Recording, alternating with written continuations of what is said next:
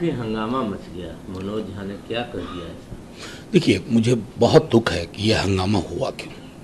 Proceedings देखिए, मैंने क्या कहा था।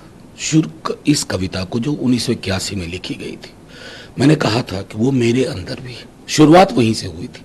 मैंने कहा वो संसद में है, विश्वविद्यालय में है, न्यायालय में है। क्यों कहा था ये मैंने? एक प्रतीक के रूप में, प्रभुत्व के प्रतीक के रूप में। मैंने संसद में पेरियार की रामायण पढ़ी। मैंने संसद में कहा, जो तू बाभन बाभनी जाया, आन बाट काहे नहीं आया, जो तू तुरक नहीं जाया, भीतर ही खतना काहे ना कराया। ये सारी चीजें मैंने क्यों कही? क्योंकि वो एक ऐसी जगह है जहां आपको प्रतीक और उसके संदर्भ में अपनी बात रखनी है। मेरे राष्ट्रीय अध्यक्ष ने कह दिया है, डिप्टी सीएम तेजस्वी जी ने कह दिया है, उसके बाद मेरे लिए कुछ नहीं बचता है कहने को। लेकिन जो भी लोग इसके बहाने एक जाति और दूसरी जाति पर अशोभनीय टिप्पणी कर रहे हैं, वो नाइंसाफी कर रहे हैं कवि के साथ भी और उस कविता के संदर्भ के साथ भी। मैं सबसे अपील करूंगा, एक बार उस 13 मिनट को ध्यान से सुनिए। 13 मिनट बिना व्हाट्सएप फॉरवर्ड के, 13 मिनट कविता से पूर्व, कविता के पश्चात क्या कहा गया है, आप एक बार उसको सुनेंगे तो आपको लगेगा कि अगर हम इस प्रकार की प्रतिक्रिया देते हैं तो ओम प्रकाश वाल्मीकि जी सच साबित होते हैं। बात तो यहाँ तक कहेगी कि मैं वहाँ रहता था, ये जीभ काट लेता है। मैं उस तरह की भाषा का इस्तेमाल मैंने कभी नहीं किया और कभी करूंगा भी नहीं। ये भाषा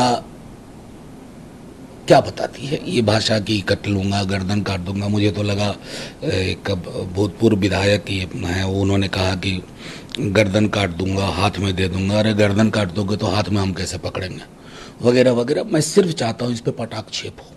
इस कविता का संदर्भ था कि उत्पीड़न का व्याकरण जो आज भी जारी है, क्या हमें से कोई इनकार करता है?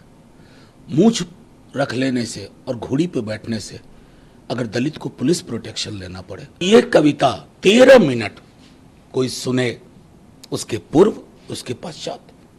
अक्सर अधिकांश लोगों ने मुंह जुबानी सुनी है, व्हाट्सएप पे सुना है, संसद के पटल पर यूट्यूब पे अवेलेबल है। पूरा का पूरा सुने, गौर से सुने और इस उत्पीड़न और प्रभुत्व के खिलाफ हम सब मिलकर के ये लड़ाई नहीं लड़ेंगे ना, तो जो बाबा साहब कह गए थे वो संकल्प पूरा नहीं होगा। ये सबसे पहला विरोध या कहें विरोध की शुरुआत आप ही की पार्टी के विधायक चेतन ने की। कोई बात नहीं, चेतन का लंबा भविष्य है। उन्होंने कहा, मैं उनसे भी आग्रह करूंगा कि अगर नहीं पढ़ा है, नहीं सुना है, पूरा सुन लें। पूरा सुन लेने के बाद मैं यकीन के साथ कहता हूं, किसी की वो प्रतिक्रिया नहीं होगी जो हुई, जो स्पष्ट कर दिया है हमारे राष्ट्रीय अध्यक्ष जी ने, तेजस्वी जी ने। और मैं चाहूंगा कि इस तरह की कविताएं अगर नहीं पढ़ी जाएंगी, सच्ची रामायण पेरियार की नहीं पढ़ी जाएगी, रैदास की बात नहीं होगी, कबीर की बात नहीं होगी, तो कौन सा देश हम बना रहे हैं?